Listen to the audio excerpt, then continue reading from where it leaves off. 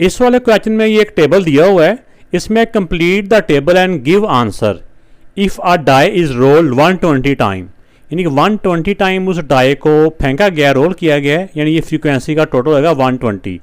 तो हर नंबर जो 1 से लेकर 6 तक जो नंबर है वो कितनी कितनी मरतबा आया है, फ्रीक्वेंसी का मतलब होता है उसका वो कितनी मरतबा वो नंबर रिपीट हुआ है। 115 टाइम है, 225 टाइम है, इस तरह हर नंबर के आगे जो फ्रीक्वेंसी है ना, हर नंबर इतनी मरतबा आया है। इनकी रिलेटिव फ्रीक्वेंसी फाइंड करनी है। तो रिलेटिव फ्रीक्वेंसी फाइंड करने का क्या तरीका होता है कि जिस नंबर का, ठीक है ना, जितनी फ्रीक्वेंसी होती है उसको टोटल फ्रीक्वेंसी के साथ डिवाइड किया जाता है, तो वो रिलेटिव फ्रीक्वेंसी आ जाती है। यानी जिस नंबर का अगर 1 की रिलेटिव फ्रीक्वेंसी फाइंड करनी है तो इसका देखना कि इसके नंबर ऑफ जो इवेंट्स हैं वो कितने हैं, इसके हैं 15, तो टोटल इवेंट्स कितने हैं यानी कि टोटल फ्रीक्वेंसी कितनी है उसके साथ डिवाइड करेंगे तो वो रिलेटिव फ्रीक्वेंसी आ जाएगी। मैं बात को दोबारा से रिपीट कर रहा हूँ, जिस नंबर की भी रिलेटिव फ्रीक्वेंसी फाइंड करनी है उस नंबर की फ्रीक्वेंसी को टोटल फ्रीक्वेंसी के साथ डिवाइड करने से जो आंसर आएगा उस नंबर उस फ्रैक्शन को जितना हम सिंप्लीफाई कर सकते हैं हमने करना होगा, तो जो आंसर आएगा वो रिलेटिव फ्रीक्वेंसी कहलाएगी। तब इसमें जैसा कि देखा गया कि ये टोटल जो डाई रोल हुआ है 120 टाइम्स है, तो total number of rolled 120, relative frequency of 1। तो 1 की जब रिलेटिव फ्रीक्वेंसी फाइंड करनी है तो 1 इसका फार्मूला होता है फ्रीक्वेंसी, यानी जो इस नंबर की frequency divide by total number of rolls कह लें या टोटल नंबर ऑफ फ्रीक्वेंसी कह लें या total number of sample space कह लें, मुख्तलिफ किस्म का है। अब इस नंबर की जो फ्रीक्वेंसी है 1 की वो है 15 डिवाइड बाय टोटल जो नंबर ऑफ रोल्स है या टोटल फ्रीक्वेंसी यानी सब फ्रीक्वेंसी का जो टोटल है वो 120 है। अब इनको सेम टेबल के साथ हम कट कर लेंगे, 15 के टेबल से कट हो रहा है 15 1 दा, 15 8 दा, तो ये इसका आंसर आ गया। अब इसी तरह ये वाली स्टेटमेंट ऐसी रहेगी, रिलेटिव फ्रीक्वेंसी ऑफ 2, तो 2 की जो फ्रीक्वेंसी है वो है 25। फार्मूला हर दफ़ा लिखने की ज़रूरत नहीं है, 25 डिवाइड सबको टोटल नंबर ऑफ फ्रीक्वेंसी से करना होता है, जो फ्रीक्वेंसी का टोटल है उसके साथ ही 120।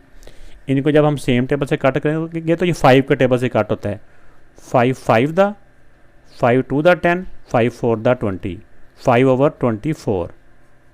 ये आंसर है, इस वाले पार्ट का ये आंसर था। अब इसी तरह रिलेटिव फ्रीक्वेंसी ऑफ नंबर 3 की फ्रीक्वेंसी है 15, तो आ जाएगा 15 डिवाइडेड बाय 120। तो इनको भी हम सेम टेबल से कट करते हैं, तो ये पहले भी हमने 15 से ही कट किया था, ये वाला 15/120, तो ये आया था। इस तरह ये भी 15/120 है, तो ये भी 15 1 दा, 15 8 दा, 1/8 इसकी रिलेटिव फ्रीक्वेंसी आ गई। अब नेक्स्ट नंबर 4 है, 4 की हमने रिलेटिव फ्रीक्वेंसी फाइंड करनी है, तो 4 की जो फ्रीक्वेंसी है 20 डिवाइड बाय 120, 0 के साथ 0 कट गया, 2 1 दा, 2 6 दा, तो आ जाएगा 1/6। अब इसी तरह 5 नंबर जो है ना उसकी रिलेटिव फ्रीक्वेंसी फाइंड करनी है। आगे ये स्टेटमेंट एज इट इज़ आ रही है, रिलेटिव फ्रीक्वेंसी ऑफ 5, तो 5 की फ्रीक्वेंसी है 30 डिवाइड बाय 120, 0 से 0 कट जाएगा और 3 और 12, 3 से कट जाएगा, 3 1 दा 3, 3 4 दा 12, तो ये 1/4 इसका आंसर आ गया। अब नेक्स्ट आ जाएगा रिलेटिव फ्रीक्वेंसी ऑफ 6, तो यहाँ पे चाहे इक्वल डालते जाएं ये सारों के,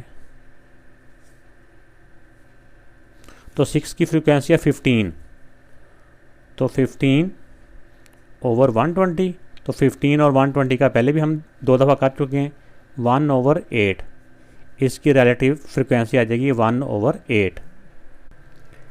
अब ये रिलेटिव फ्रीक्वेंसी का टेबल तो हमारा कंप्लीट हो गया।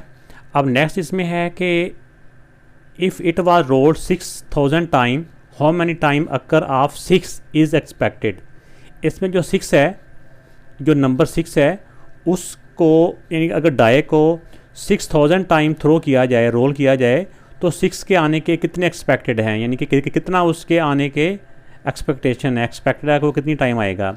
इसमें 6 की जो रिलेटिव फ्रीक्वेंसी है ना, 6 की जो रिलेटिव फ्रीक्वेंसी है उसको इसके जितने टाइम रोल हुआ उसके साथ मल्टीप्लाई करके हम आंसर निकालेंगे। अब देख 6 की जो रिलेटिव फ्रीक्वेंसी है वो है 1/8। 1/8 को हमने इसके जितने टाइम ये रोल किया उससे मल्टीप्लाई करवाएंगे। तो अब में देखें कि इसमें फार्मूला तो ये होता है कि जितनी मरतबा वो डाई रोल हुआ है, रोलिंग टाइम मल्टीप्लाई बाय रेफ जो इसकी होती है रिलेटिव फ्रीक्वेंसी। तो अब इसमें रिलेटिव फ्रीक्वेंसी इसकी 1/8 है 6 की, ठीक है ना।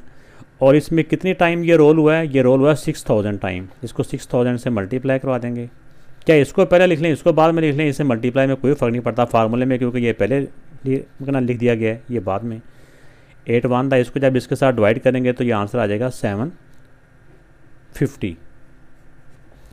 अब दूसरा इसमें था how many time occurs of 1। अब सबसे पहले तो हमने देखना है कि 1 की रिलेटिव फ्रीक्वेंसी क्या है और ये कितने टाइम रोल हुआ है, 3000 टाइम। इसको इसकी 1 की रिलेटिव फ्रीक्वेंसी के साथ मल्टीप्लाई करवाएंगे। तो 1 की जो रिलेटिव फ्रीक्वेंसी है वो भी 1 बाय किधर गया, ये 1/8। 6 की भी 1/8 थी, अब यहाँ पे 1 है तो 1 की भी रिलेटिव फ्रीक्वेंसी 1/8 आई है, क्योंकि इससे पहले हमने 6 की भी 1/8 थी। तो इसको भी 1/8 के साथ मल्टीप्लाई करवाते हैं। इसका होता है कि 3000 ऊपर है, ये नीचे है, तो इसको जब हम इसके साथ करवाएंगे ना तो आ जाएगा 375 और 375। ठीक हो गया, क्योंकि ये नंबर इसका हाफ़ हो गया ना, ये 6000 था, ये 3000 था, तो ये भी इसका हाफ़ हो गया। अब आ गया 2 नंबर्स की। 2 नंबर्स की रिलेटिव फ्रीक्वेंसी को इसके ये के साथ मल्टीप्लाई कराएंगे। ये 400 टाइम रोल हुआ है और 2 की जो रिलेटिव फ्रीक्वेंसी है वो है हमारे पास 5/24। 5/24। अब इसमें हम इसको करेंगे कि 400 मल्टीप्लाई बाय 5, ये आ जाएगा 2000 डिवाइडेड बाय, अब इसको कर लेंगे 24 डिवाइडेड बाय 24, ये 83 पॉइंट समथिंग,